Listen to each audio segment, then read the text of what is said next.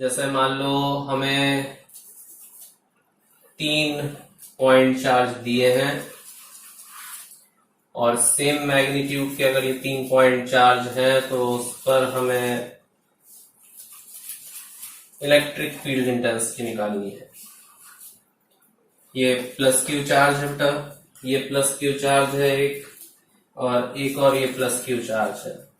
हमें इस के सेंटर पर कितनी इलेक्ट्रिक फील्ड इंटेंसिटी होगी ये निकालनी है। यहां से लेके यहां तक की ये डिस्टेंस L दी हुई है, यहां से लेके यहां तक की ये भी डिस्टेंस कितनी दी हुई है, L दी हुई है। सभी साइड L डिस्टेंस की है। सेंटर पर फील्ड इंटेंसिटी कितनी होगी वैसे तो कई लोगों को पता है, तो जल्दी से बोल दो क्या कंडीशन बन रही है बेटा, हम इसको समझ लेते हैं। हम अगर ये यहां से लेके यहां तक की कोई डिस्टेंस ना भी निकाले और कंसीडर अकेली कर लेते हैं कि मान लीजिए कोई डिस्टेंस है यहां से यहां तक की स्मॉल r, तो जहां पर भी अपन को इलेक्ट्रिक फील्ड इंटेंसिटी निकालनी है वहां पर क्या चार्ज कंसीडर करेंगे, +1। तो प्लस को क्या करेगा, रिपल करेगा। ठीक है अक्षय, बिल्कुल सही आंसर है। यहाँ पर इसको अगर अपन देखें तो इसने इसको रिपल किया तो यहाँ पर फील्ड इंटेंसिटी की डायरेक्शन ये होगी। सेम डिस्टेंस पर, क्योंकि सेंटर की बात हो रही है, तो सेम डिस्टेंस पर यहाँ पर फील्ड इंटेंसिटी कहाँ लग रहा होगा, यहाँ पर लग रही होगी। और इस वाले चार्ज से फील्ड इंटेंसिटी की जो डायरेक्शन होगी वो यहाँ लग रही होगी। मतलब अगर हम यहाँ देखें तो ये हमारे पास तीन वेक्टर बन रहे हैं और सेम मैग्नीट्यूड के 3 वेक्टर हैं। तो सेम मैग्नीट्यूड के 3 वेक्टर क्या कंडीशन बनाएंगे, एक वेक्टर ये, एक वेक्टर यहां बनेगा और एक वेक्टर यहां बनेगा।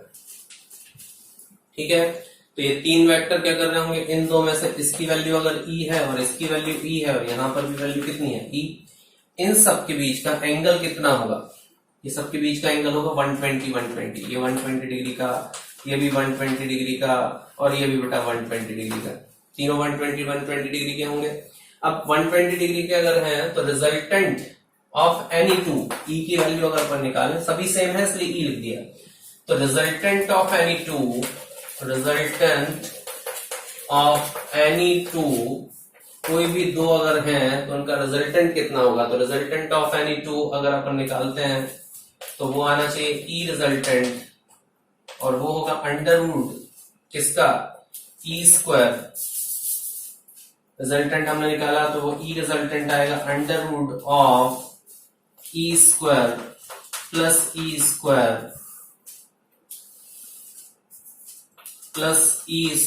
प्लस इसको हम और लिख सकते हैं क्या, 2E1 E2 E², और cos 120 की वैल्यू कितनी हो जाएगी, -1/2। तो -1/2 से 2 टाइम्स और माइनस ही बचेगा तो एक ही बचेगा, तो रिजल्टेंट इसका कितना आएगा E, और वो भी कहां पर होगा, इसके एग्जैक्टली सेंटर पर।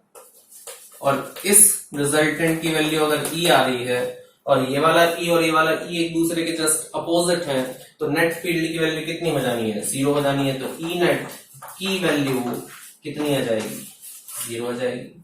ये ठीक है, समझ पा रहे हैं आप लोग, लिखिए जल्दी से।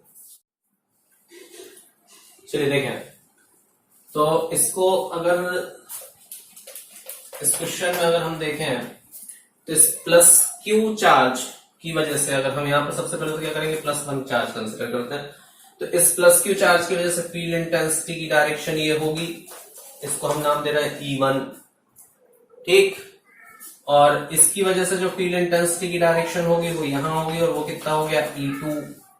इसकी वजह से जो फील्ड इंटेंसिटी बनेगी वो इस डायरेक्शन में बनेगी, वो होगी वैल्यू E3। और +4 की वजह से फील्ड इंटेंसिटी की डायरेक्शन यहां होगी और वो कितनी होगी, E4। ठीक, सबसे पहले हम लिखते हैं field due two plus Q charge, field due two plus Q charge. तो प्लस क्यू चार्ज की वजह से जो बेटा फील्ड आई वो कितनी आई, देखते चलना जरा सब लोग। E1 की वैल्यू आएगी KQ।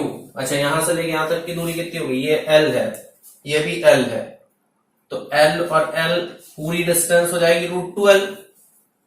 पूरी डिस्टेंस कितनी हो जाएगी, √2L, और √2L का आधा, मतलब यहां से लेके यहां तक पूरी डिस्टेंस तो हो गई √2L, और √2L का हाफ, तो L/√2 हो जाएगा ये ठीक है।